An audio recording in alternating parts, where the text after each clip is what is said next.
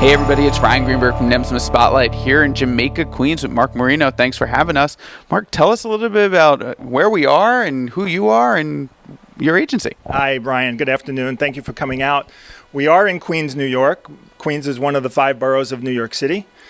Queens is home to LaGuardia Airport and JFK Airport and Citi Field. So for those of you not familiar with New York City, those are probably recognizable landmarks to you.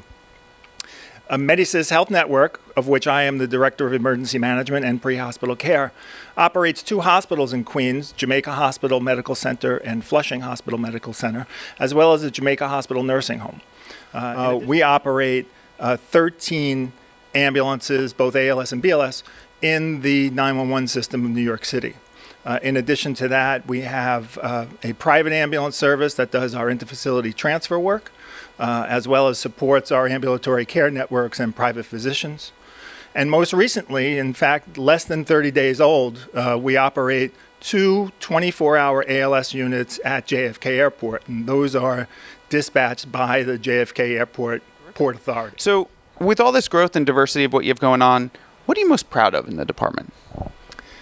The department is very diverse. In addition to the standard ambulance opportunities, even though they're varied both in the 911 system and outside the 911 system, we have other opportunities for our staff. And these opportunities have really worked to our advantage with keeping our employees motivated and works hand in hand with our longevity within our department. We don't have a big turnover.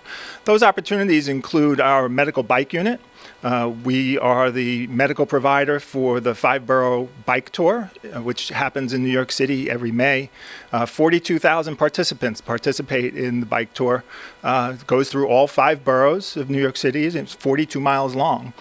We put 12 bike teams and have a mobile dispatch center that operates that bike tour. As well as there are opportunities within emergency management.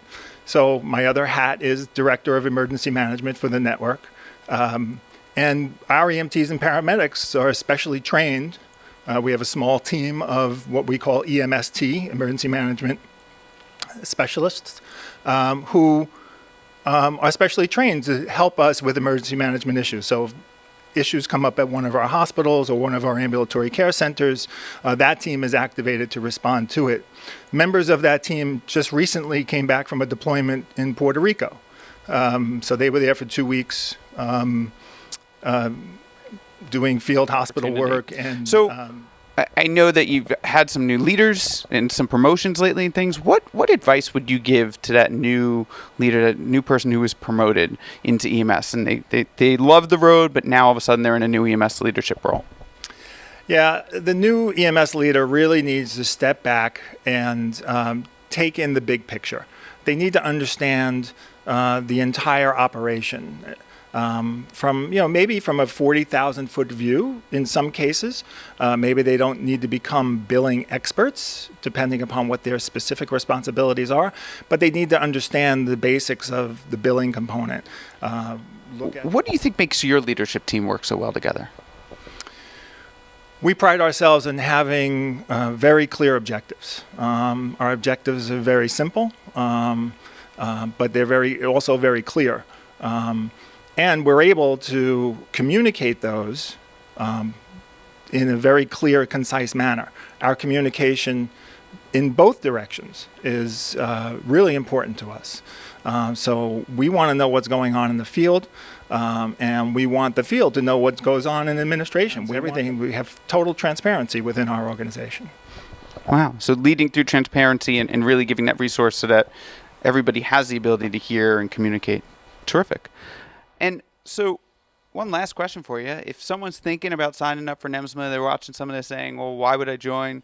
What advice would you give to them?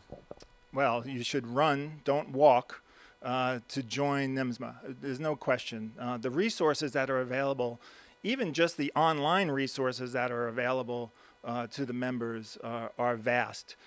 But when you become active within the organization and you're able to share your experiences and hear experiences from other leaders around the country, I find it really just interesting to see how all of our issues are pretty much the same. The geography is different, the call volume is different, but most of our, I would venture to say 75 to 80% of our problems across the country are all the same in the EMS agencies, and we can learn from one another.